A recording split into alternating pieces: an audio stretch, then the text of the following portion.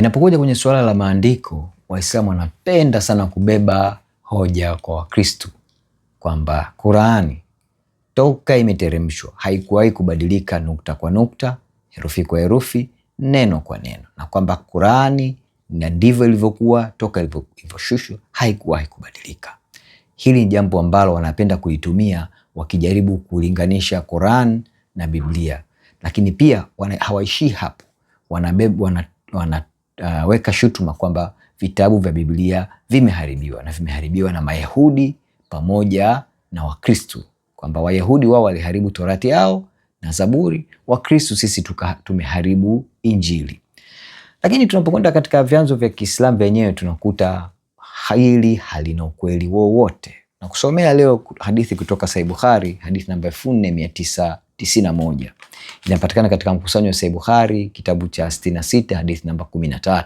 Inasema hivi: amesimulia Abdullah bin Abbas, Mtume wa Mwenyezi Mungu alisema, Jibril alinisomea Qur'an kwa namna moja, kisha nikamuomba aisome kwa namna nyingine, nikaendelea kumuomba aisome kwa namna nyingine, naye akasoma kwa namna kadhaa hadi mwisho akaisoma kwa namna 7 tofauti.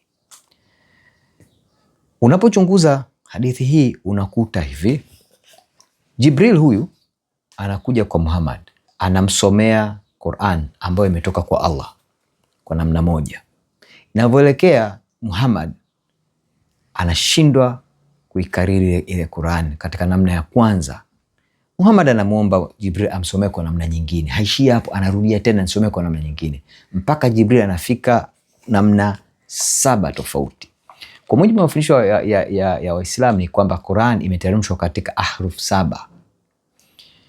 Na pia Waislamu wanazungumzia kwamba Qur'an hii pia iko katika kiraat kadhaa, kwa mfano kiraat ya Hafs, Warsh, Qalun na nyingine nyingi. Ziko kiraat zisizopungua 20 ambazo zinafahamika hivi, na zina tofauti ndani mwake chungu nzima.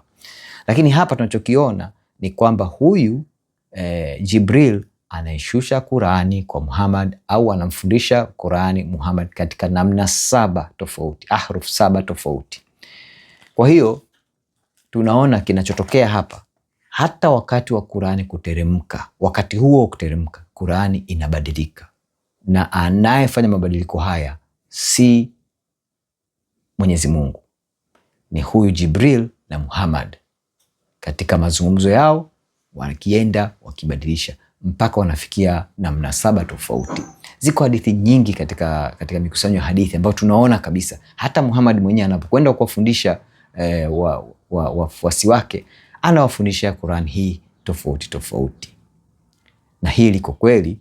Huko mbele Mungu akinijalia nitakuletea baadhi ya tofauti zilizopo katika hizi kiraati zinazofahamika. Kwa mfano nitakuletea tofauti katika kiraati ya Hafs na Warsh, ambako ndani mwake kuna tofauti za maneno ambayo yanaleta tofauti kubwa kabisa. Japo Waislamu wengi hili hawalifahamu, lakini hadithi hii inathibitisha. Hadithi hii na nyingine nyingi zipo zinathibitisha hilo, kwamba hili jambo Waislamu wanaoleta mbele za Wakristo au mbele zao wenyewe kabisa halina ukweli wote, ni hadaa kubwa, na haifai kuleta maneno haya baina yenu Waislamu hata kwetu sisi Wakristo kwamba Qur'an haikuwahi kubadilika. Hili ni hadaa na ni uzushi mtupu. Nikutie moyo ndugu yangu, nikwambie tu neno la kweli la Mwenyezi Mungu utalipata katika Biblia takatifu, na ukamilifu wa neno la Mungu lipo katika yeye Mungu kumtoa mwanawe ambaye alikuwa ni neno kabla yake, akatoa mwili akakaa kwetu. Na Yohana anasema tukauona utukufu wake, utukufu kama wa mwana pekee wa Mungu aliyejaa neema na kweli. Na huyu mwana alikuja akafa msalabani, akawafidia ya dhambi ambayo ikatupa sisi wanadamu wote wokovu. Lakini hakuishia hapo, akafufuka siku ya 3 na kupaa mbinguni, na yuko huko, na siku moja atakuja kuhukumu ulimwengu wote.